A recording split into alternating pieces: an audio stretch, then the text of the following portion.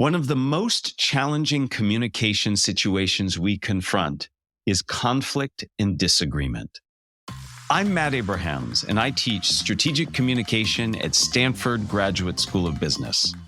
Welcome to Think Fast, Talk Smart, the podcast. Today, I'm excited to chat with Julia Minson. Julia is an associate professor of public policy at the Harvard Kennedy School and a graduate of the Stanford Psychology program with her PhD.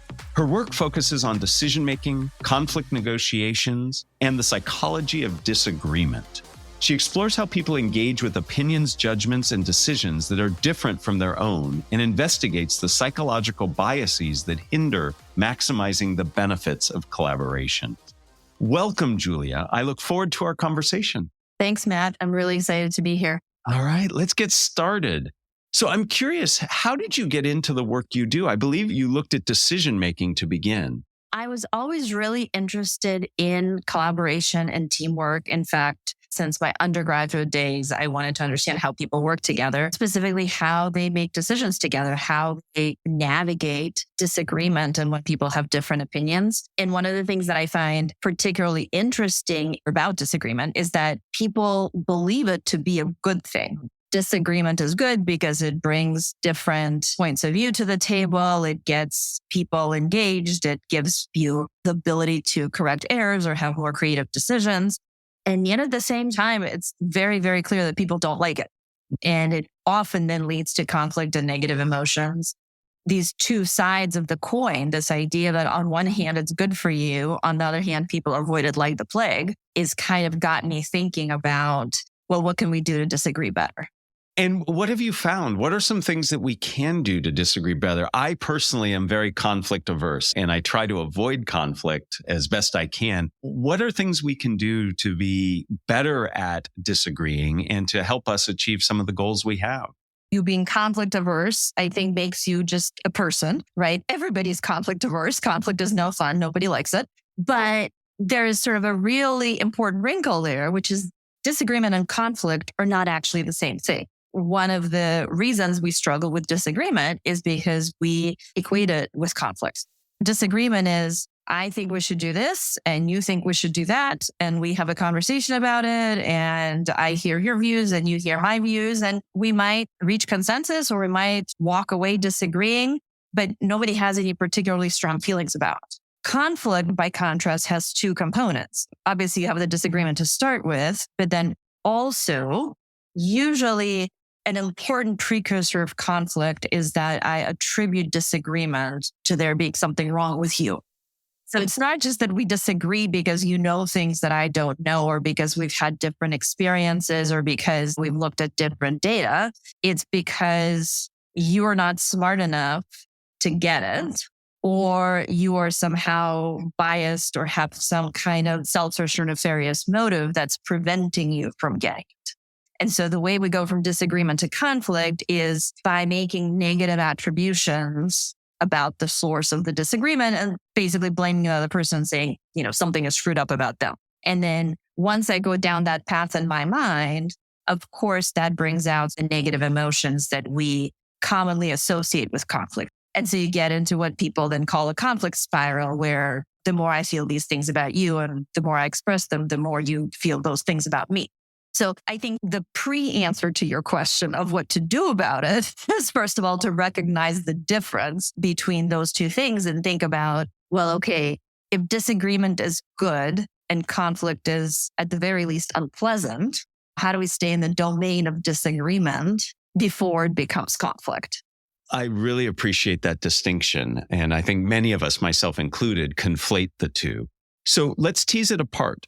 When it comes to disagreeing better and trying to leverage the benefits of disagreement, what are some things we can do to disagree better? I find myself often invoking persuasive techniques, trying to persuade people to my point of view, and I'm not sure that's the best thing to do. We actually did a series of studies a couple years ago where we asked people who disagree on a variety of things, who looked at people who disagree about all manner of topics. What are their goals in talking to somebody they disagree with? It turned out that people offer a mix of two things. Either they offer what you named, which is the desire to persuade the other party. I want to convince them that I'm right, that they're wrong, that my arguments are better, and make them change their mind. And then the other thing people bring up is that they want to learn from the conversation, that they want to understand where the other person is coming from, and they want to get a better sense of the arguments for the opposing perspective. And what's really interesting is that people name both of those categories of goals for themselves in roughly equal proportion, but they seem to believe that other people don't want to learn about them. So I'm the kind of person that wants to both persuade and understand, but this jerk over here only wants to persuade me and they have no interest in learning about me. There's a lot of advice out there, both in the academic literature and in the practitioner literature, that says to navigate disagreement better, you need to be curious about the other person's point of view. But the problem is people think they're already doing it. People think that they are curious and that they do want to learn about the other person. It's the other person that's the problem. All this advice we're giving to folks about being curious, I think to some extent is falling on deaf ears because we're telling people to do the thing they already think they're doing just fine. And what seems to be happening is I think I'm doing it, but you are not recognizing it. So we're not giving people credit, and that makes the frustration mount. So a lot of the work we've been doing as a consequence of that research is saying, well, let's stop telling people to feel curious and let's start telling people to act curious. And that turns out is, on one hand, very easy. And on the other hand, something people are extremely reluctant to do. Let's tease that out because I find that really useful. It's very practical. So instead of just thinking that we are being curious and connecting and empathetic, we really have to demonstrate that. So what are some of the very tactical things that you advise that we do to demonstrate our curiosity? Is it paraphrasing? Is it asking questions? What are those things that we can do? So I think the simplest thing is saying in words that you want to learn about the other person's perspective. For example, we've done studies where we ask participants in a study to make an argument on a topic, and every participant has some point of view, and then we ask them to write a paragraph about what their point of view is. We then take that paragraph and then we stick 2 sentences on the beginning and 2 sentences on the end. And the sentences say something like, I understand this is a really complicated topic, and I would love to understand your point of view. And then their own paragraph comes after that. I believe blah, blah, blah, blah. And at the end, we say, but I get that some people might disagree, and I would like to learn about your perspective. So we didn't change anything about the person's argument. We didn't ask them to do anything sophisticated like perspective taking. We just slapped 2 sentences on the beginning and the end that use very simple language to say, I want to learn about your perspective. And then we take that text and we send it to other participants who hold the opposing perspective on this issue. And what we find is massive effects on how reasonable and thoughtful and pleasant the original speaker is relative to their own words, which was the same exact argument, right? Just without this expression of willingness to learn on the beginning and on the end. And it's very interesting because it's not exactly question asking. So question asking is another one of those very popular pieces of advice. Question asking is great if it's the right kind of question. So if I say, Matt, why do you believe that Palo Alto is a wonderful place to live? That's a question. It's got a question mark at the end of it. It's fine. I could say, Matt, tell me about why Palo Alto is a wonderful place to live. It's not a question, it's a command, but it does the same work, right? I could say, Matt, why would you possibly believe that anybody would want to live in Palo Alto? That's still a question, but clearly it's not the kind of question that's going to help us resolve conflict. Right. So the common thread is expressing curiosity in a way that other people would recognize as curiosity, not necessarily the grammatical form of it. So it's the actual displaying or demonstrating of the curiosity in a way that is clearly curious and not have some underlying hidden agenda or perhaps negative tone that matters. This is what you essentially define as conversational receptiveness, correct? It's very related. The technique that I just described of showing curiosity implies that you're going to ask a question and then you're going to stop talking and listen to the answer. And that's hard because most people eventually want to say what they have to say. And that's where conversational receptiveness comes in. So I think of conversational receptiveness as kind of step 2 in the sequence, which is I've shown my curiosity. You have told me what you think. I disagree. And I want to voice my disagreement in a way that won't now cost me all the social capital that I just built up with all my curiosity and all my listening. And so conversational receptiveness is a set of tools that we develop for when you've already said your piece, I disagree, and now I need to respond. And how do I express my disagreement without hurting the relationship? And you're right, psychologically, it has very similar principles because as I'm disagreeing, I want to keep reminding my counterpart that I'm engaged with their perspective and I listened to them when they were talking. So we use a framework that we call HEAR, and HEAR is an acronym. So HEAR.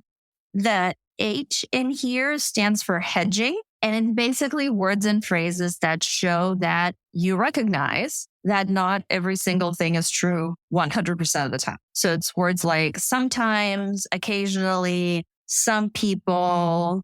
It's words that introduce uncertainty. The E stands for emphasizing agreement. And the idea here is that even if we disagree dramatically about the thing we're discussing, there are some things we agree on. So imagine that we work together and we're discussing COVID mitigation policies. You want more masking, I want less masking, or you want, vaccine mandates, I don't want vaccine mandates. We could disagree about the policy, but I could say something like, we both want to work in a place that's safe and welcoming to everyone. Or I agree that the last few years of the pandemic have been really hard on our company. So there are ways of signaling agreement without giving up on the position that you're trying to advocate for. The A for acknowledgement is using your own words to show that you have heard the other person. And this is very related to paraphrasing. It's, I understand that it's important to you that blah, blah, blah. Or you said X, Y, Z. Or I hear that something, something. And I like to make a little bit of a disclaimer around the A because there's a lot of training that you hear about where people say, well, you're supposed to say, I hear you. And there's a good way to do it and there's a bad way to do it. The bad way is to say, I hear you, and then you move on to making your own point. The good way is that you have to demonstrate what you heard. So I hear that it's really important to you that you have the flexibility of working from home or working from the office on days that fit your family needs. So you have to say what it is you heard, not just assert it, but actually demonstrate it. And then the R in here stands for reframing to the positive. And essentially what it means is avoiding contradictions and negations and using positively valenced words instead. So instead of saying, I completely disagree that blah, blah, blah, you could say, well, I think blah, blah, blah. You can make the same exact point in the positive frame instead of the negative frame. And so it just elevates the tone of the discussion a little bit so it doesn't spiral into negativity as quickly. So HEAR. I love a good acronym, and I love an acronym that's well explained. So thank you. I very much heard your definition of HEAR, and I really like how it keeps us open It keeps us focused on the issue, not the person. And in many ways, this is all about an invitation to continue the dialogue in a way that is civil and respectful of the other person, while at the same time making it clear that you don't necessarily agree with the person. And I find this really valuable. I would like to switch back to this notion of conflict. You did an excellent job of distinguishing between disagreement and conflict. I would love to get some very practical bits of advice for you when we are in conflict, when there is emotion and there is connection, and we do have strong feelings about the other person or people that we are talking about that might not be favorable or helpful. What can we do to help manage the conflict that we might find ourselves in?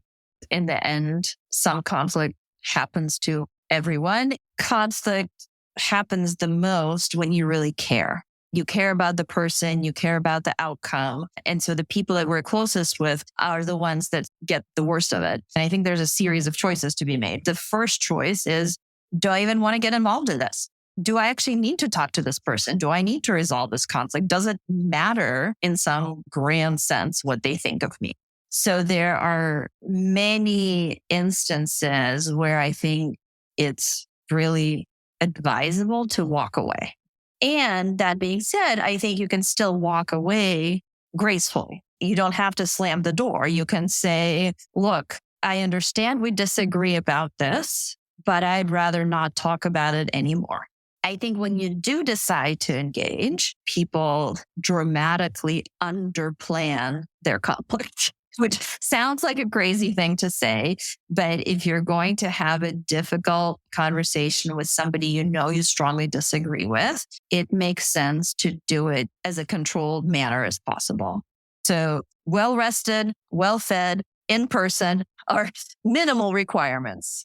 Thank you for that insight about the way we can approach conflict and maybe choose not to engage at all. Very important. And it's very important also, as you talked about with disagreement, to reflect on our physical and emotional state as we consider the conflicts that present themselves. What do we actually do when we're in the midst of conflict, when the conflict is actually happening?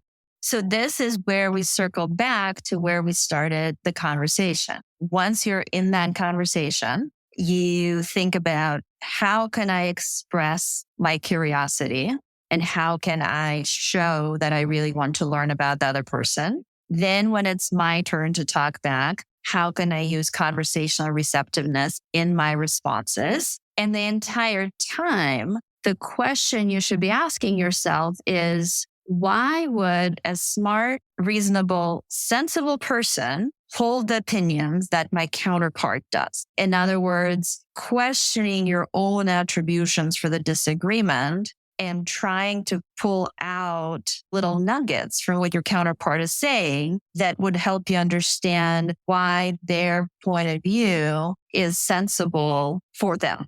And so I think those three things really help people come out at the end having better relationship than when they started with the conversation.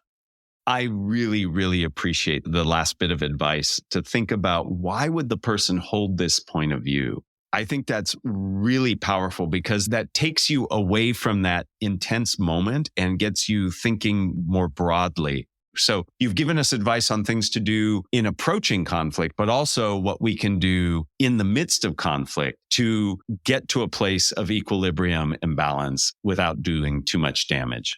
Before we end, I'd like to ask you 3 questions, one of which is just for you, and then the others are common among all of our guests. Are you up for that? Let's do it. So I want to get a little more insight into you personally. As somebody who studies conflict and disagreement, I can imagine there's a lot of pressure on you when you are in the midst of conflict and disagreement. How do you handle that extra pressure? I think the extra pressure doesn't come from studying conflict and disagreement. I think it just comes from having a busy career. As I mentioned, I'm married. I have 3 daughters. I also have my 94-year-old grandmother living with us. So it is just a very busy household. And so that comes with lots of conflict, as you might imagine. And I think the thing that makes me chuckle and also often gives me pause, is when my kids or my husband throw my own research back at me and say, Mom, you are not being very receptive right now. And I hear that on a pretty regular basis because I think doing these things is hard, and doing them again when you're tired and when you're stressed and when there's lots of people all talking at you at the same time, nobody's perfect at it. What I try hard to do is when they call me on it to revert back to the things that I preach to others, which is say, oh, yeah, I'm not listening, am I? I'm going to stop talking now, and I'm going to try to do the thing that I teach other people to do. I can so relate. My kids will often say, Dad, that wasn't very clear. And yet I teach people to be clear. So I get it. And I appreciate the stresses that brings. Let me ask question number 2. Who is a communicator that you admire and why? So I'm sure I'm not the first of your guests to nominate this particular person, but my top choice is Michelle Obama. I think that she has an amazing way of communicating very complex ideas in a way that is just so accessible, so that her ideas aren't just simple enough for everybody to understand, but they retain their complexity and they're memorable. I am a big fan of Michelle Obama as well for the reasons that you mentioned. And I totally agree. She has a way of making things accessible without making it feel like it's dumbed down. Our final question: what are the first 3 ingredients that go into a successful communication recipe? I would say curiosity is one. Respect for the amount of bandwidth your audience does or doesn't have. Can they follow the complex curly cues of your brain, or are they just sort of too tired to do that right now? And the third one, I think, is the willingness to come across as a little foolish. And that could be showing vulnerability or saying, I'm sorry, that's not what I meant to say. Let me try again. Or I'm sorry, last week when I yelled at you, here's what was actually going on. And that's not what I meant. Giving yourself the chance to admit imperfection so you can do better. I really like those 3 ingredients. Curiosity is not surprising given what you do and what you've shared with us. We have heard over and over again on this podcast that we really have to think about our audience in terms of their attitudes, their knowledge, and bandwidth fits nicely into that. I really, really appreciate this notion of being open and humble and extending a little grace towards yourself to allow yourself to show up as human in the communication. So that recipe is going to turn out a great interaction for sure. Julia, thank you so much for your time, for your insights. The challenges that disagreement and conflict bring are omnipresent, and the tools that you've provided, the very specific, actionable guidance is helpful, not just to me, but hopefully to all of our listeners. Thank you very much. Thank you, Matt. This was terrific. Thank you for joining us for another episode of Think Fast, Talk Smart, the podcast from Stanford GSB. To learn more about handling conflict and disagreements, please listen to episode 46 with Nir Halevi and episode 67 with Michelle Gelfand. This episode was produced by Jenny Luna, Ryan Campos, and me, Matt Abrahams. Our music is from Floyd Wonder. Please find us on YouTube and wherever you get your podcasts. Be sure to subscribe and rate us. Also, follow us on LinkedIn and Instagram. And check out fastersmarter.io for deep dive videos, English language learning content, and our newsletter.